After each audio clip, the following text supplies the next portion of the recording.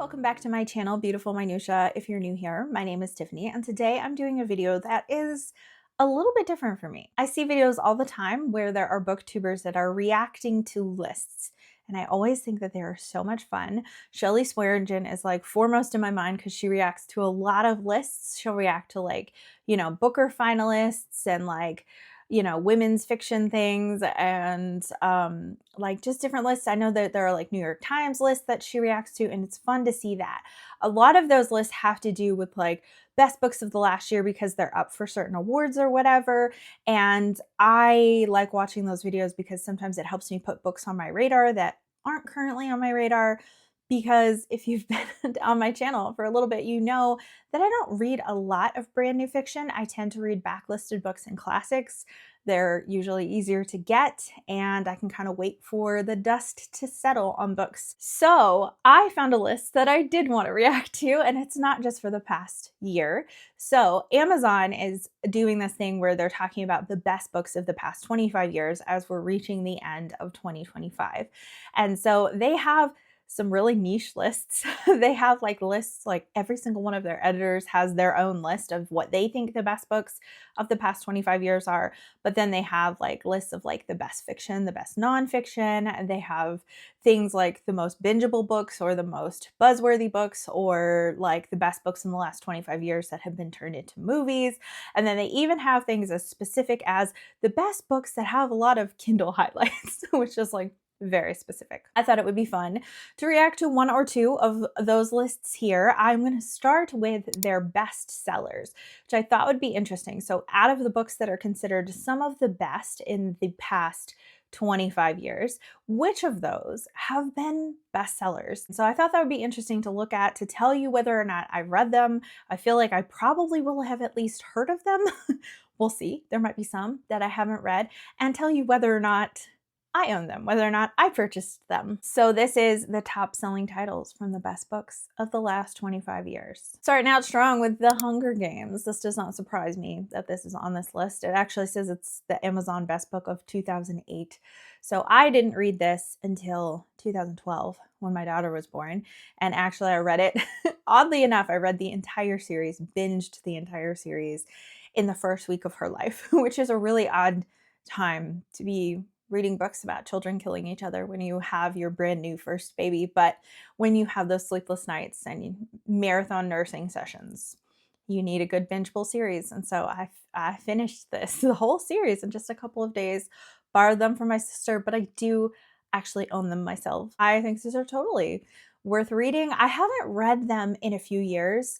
Like I said, I read them the first time then. I've read them at least once since then, maybe twice, but I feel like only once. And then I have read the Hunger Games spin-off books, one of which I thought was meh, and the other one that I did like, and I actually did a whole reading vlog, chapter by chapter reading vlog of that one, which just came out this year. It says on here, fun fact, in 2012, the Hunger Games trilogy became the best-selling series of all time on Amazon, beating out the previous record holder, which was the Harry Potter series. That is actually really surprising that there is any point where the Hunger Games sales actually overtook Harry Potter. Book 2 feels like a bit of a cheat. It's the best book of 2009 and it's Catching Fire, which is the second book of the Hunger Games trilogy, which I've also read and also own. The next book is one that I did own, but I don't anymore, and that's Where the Crawdads Sing. This is considered an Amazon best book of 2018. So I'm not surprised that this is on this list. It was a really popular book when it came out. It has had a film adaptation. I've not seen the movie. I've not read the book. I did have the book at one point. I think I got it from a little free library or from a thrift store. And then it had been sitting on my shelf so long that I was like, am I actually going to read this? Probably not. And so I ended up getting rid of it. Will I read it at some point? Maybe. I don't know. I've heard that the nature writing in it is really good, but also I just feel like it's possibly overhyped. So if you've read it, let me know whether or not you really enjoyed it or if you thought it was overhyped. The next one on this list is Gone Girl, which was the Amazon best book of 2012. I have not read this and I will not read this because I know my limits. I know some of the content in this. It's also really interesting now that I think about it. So far, all 4 of these books also have movie adaptations, which probably drive the sales. When a movie adaptation is coming out, it increases interest in that particular book. So I'm not surprised. This was immensely popular when it came out. I'm pretty sure the movie was relatively popular as well. I think it's like a thriller. It might kind of be like a mystery too, but I think it borders more on the thriller territory.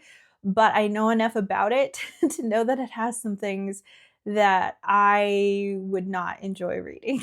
The next one is The Nightingale by Kristen Hanna, which was the Amazon Best Book of 2015. I have read this one. I don't own it, surprisingly. I actually loved this book. It's the only Kristen Hanna book that I have given 5 stars to and absolutely love. I've read 4 of her books and had varying success with them. I've liked one, loved this one, and then didn't like the other 2. So yeah, so I do think that the Nightingale is probably, at least so far in my estimation of her works, I think it's her best, but it is very tragic World War II historical fiction, but I really, really loved it. And I'm kind of a little picky about historical fiction in general, but especially World War II historical fiction, because I feel like it's a market that's oversaturated. However, this one got its talons on me and would not let me go, probably because of the depth of the character study that we have between the 2 sisters who are our main protagonists in this story. And I identified with one sister more than the other. So even when that sister made some questionable choices, I was also like the motivation behind it and their reasoning for why they made the decisions that they did was what really made the book really gripping to me. It was one of those books that I had to stay up late to finish to see how it was going to end. And I vividly remember sobbing at the end, not like a little misty-eyed, not a little choked up, but like sobbing, but trying to sob quietly because my husband was asleep in the bed next to me. The next book is The Fault in Our Stars, which was also an Amazon Best Book of 2012. I have read The Fault in Our Stars. I do not own it. I read it probably maybe the year it came out, or maybe a year or 2 after. No, it couldn't have been a year or 2 after, because I definitely read this, I'm pretty sure, before my daughter was born, and she was born in 2012. So I probably maybe read it the year that it came out. This was another one that made me cry. It's not one I own, or not one that I would own, honestly, because I think at this point, I don't think I would enjoy it. I was younger when it came out, and now I don't really love YA contemporary romance, and that's a lot of what John Green does. Maybe it's his are just more considered contemporary books than contemporary romance, but there is always a relatively strong romance component in the books of his that I've read. The next one is actually a nonfiction. It's the first nonfiction on this list, and that's Unbroken, a World War II story of survival, resilience, and redemption. It was an Amazon Best Book of 2010. I have owned this book for a couple of years now, but I finally read it this summer. And boy, does this book deserve to be here. This was another book that made me cry. There's a lot of tearjerkers on this list, but my word, was this just such a fantastic book. And it took trajectories that I didn't even think it was going to. And it's a story of someone who I think is relatively famous, but I didn't know anything about him before reading this book. So the main person that this book is written about was actually a runner who became an Olympic runner. And his story of going to the Olympics and all that stuff is really interesting and really good. But then World War II happens, and he actually enlists as a fighter pilot. And during some of the fighting that happens, his plane goes down and he gets stranded in the middle of the ocean on a raft with 2 other guys. And so then there's the ensuing story of all of that, his experience as a POW in a war camp, and just all kinds of things. Some really horrific things, some really tragic things, but it was so good. Next on this list is The Help, which was an Amazon Best Book of 2009. I'm pretty sure I've read this book. I don't own it anymore. I used to. And then I was like, I don't think I'm ever going to reread this. This was one of those instances where I actually saw the movie first and then wanted to read the book. And there was probably discrepancies between the books and the movies, but I can't say that I remember what they were. And I can't say that I even remember a ton about the movie or the book. I remember enjoying them at the time, but they haven't really had the staying power with me that I might have anticipated, and that has happened with some of the other books on this list. So again, interesting. Another another book that has a film adaptation. I think The Nightingale does not currently have a film adaptation, but there might be plans for that. And I don't know if Unbroken has a film adaptation or not. Next up, another book with a film adaptation, The Girl with the Dragon Tattoo. I have not read this one either. This is, it says it's a thriller. I don't know if I really realized it was a thriller. I thought it was kind of like mysterious. I thought it had to do with like a journalist investigating things, and maybe that's part of it as well. But I guess I didn't realize that it had really a thriller component to it. I don't really know a lot about this. I don't know if it's one that I would like or not. So if you've read it, let me know. It's never been one that's really been on my list. I think that this might be translated. So I'm not really sure though. There's really not very much that I know about it. The last book on this list is one that I have heard of, but haven't read. I actually haven't read anything by this author at all. That's The Seven Husbands of Evelyn Hugo by Taylor Jenkins Reid. I kind of feel like Taylor Jenkins Reid is probably not an author for me based on some of the premises of her books that I've heard of. But I've heard so many people say they love The Seven Husbands of Evelyn Hugo. I think that this is kind of, maybe I'm thinking of Daisy Jones and the Six. I was thinking it had to do with kind of like almost like rock star, but I'm looking at the description here, and it's actually, I think, more set in Hollywood than the music industry. So I think I was probably mixing it up with Daisy Jones and the Six, which ironically is also a Taylor Jenkins Reid novel. And I think that The Seven Husbands of Evelyn Hugo is actually getting like a Netflix adaptation. I keep almost saying like The Seven Deaths because I keep thinking of The 7.5 Deaths of Evelyn Hardcastle, which I read and loved.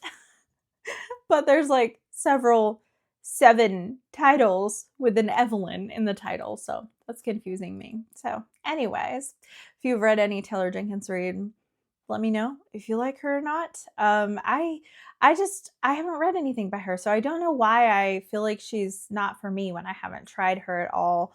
But I don't know, I just kind of get that feeling, and it's not even necessarily the premise of the book, because I think that both Daisy Jones and the Six and this one kind of have to do with, you know, kind of the glitzy lifestyle of like almost like the drug, sex, rock and roll kind of lifestyle, which is, you know, not my lifestyle, as you could probably guess.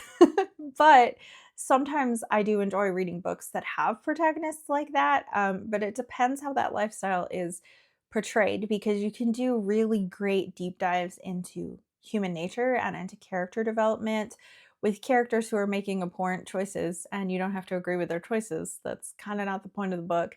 So it just kind of depends. But who knows? I have never ever had a desire to pick up one of her books, but maybe I'd like them. I don't know. Maybe I'm being unfair. I'm actually going to stop this video here because I could do one of these other lists, but they're much longer. They have like 25 books on them, and this video would be so dang long if I did that. So I think I'm just going to stop at these like bestsellers, but I'd love to hear from you. If you've read these books, if you own any of these books, are there books that you would put on this list that you think should be included as like best books, or books that have sold really well in the past like 25 years that you think that they've left out? I kind of like scrolled through some of the books that they thought were like the best books of the past 25 years.